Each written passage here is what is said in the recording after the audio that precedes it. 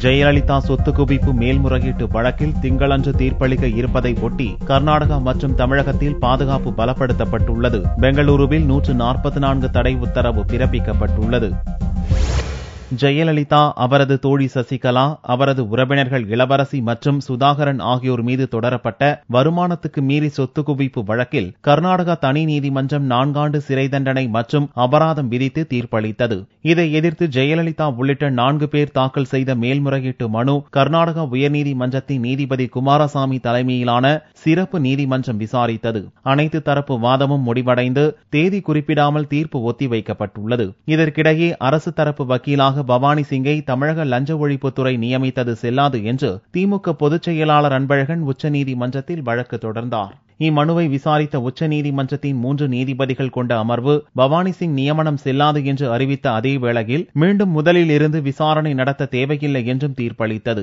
இவ்வழக்கில் இறுதி வாதமாக கர்நாடக அரசும் மனுதாரரான அன்பழகனும் நீதிபதி குமாரசாமி முன்னிலையில் எழுத்துப்பூர்வமான வாதத்தை தாக்கல் செய்யலாம் என்றும் அதை பரிசீலித்து நீதிபதி தீர்ப்பளிக்கலாம் என்றும் உச்சநீதிமன்றம் அறிவித்தது. ஏற்கனவே 18 ஆண்டுகளாக இவ்வழக்கு தொடர்ந்து நடந்து வந்ததை சுட்டிக்காட்டிய உச்சநீதிமன்றம் மே 12ஆம் தேதிக்குள் தீர்ப்பு வழங்க வேண்டும் என்றும் உத்தரவிட்டிருந்தது. இந்நிலையில் உச்சநீதிமன்றம் அளித்த அவகாசத்துக்கு முன்னதாகவே திங்கட்கிழமையன்று இவ்வழக்கில் நீதிபதி குமாரசாமி தீர்ப்பளிக்கிறார். கர்நாடகா உயர்நீதிமன்றத்தின் நீதிமன்ற அறை 14இல் தீர்ப்பு அளிக்கப்படுகிறது. தீர்ப்பளிக்கப்படுவதை ஒட்டி போலீஸ் உயரதிகாரிகளுடன் கர்நாடகா முதல்வர் சித்தராமையா சனிக்கிழமையன்று ஆலோசனை நடத்தினார். அதைத் தொடர்ந்து பெங்களூர் நகரில் மேற்கொள்ள வேண்டிய பாதுகாப்பு ஏற்பாடுகள் குறித்து போலீஸ் அதிகாரிகளுடன் நகர போலீஸ் கமிஷனர் MN ரெட்டி ஆலோசனை நடத்தினார். ஞாயிற்றுக்கிழமை முதல் தமிழகத்தில் இருந்து பெங்களூருக்குள் வரும் வாகனங்களை தீவிர தணிக்கை செய்ய ஆலோசனைக் கூட்டத்தில் முடிவெடுக்கப்பட்டுள்ளது. அதிமுகவினர் உயர்நீதிமன்ற வளாகத்துக்குள் திரள்வதை தடுக்கும் வகையில் உயர்நீதிமன்றத்தை சுற்றிலும் 1 கிலோமீட்டர் சுற்றளவுக்கு தடை உத்தரவும் பிறப்பிக்கப்பட்டுள்ளது.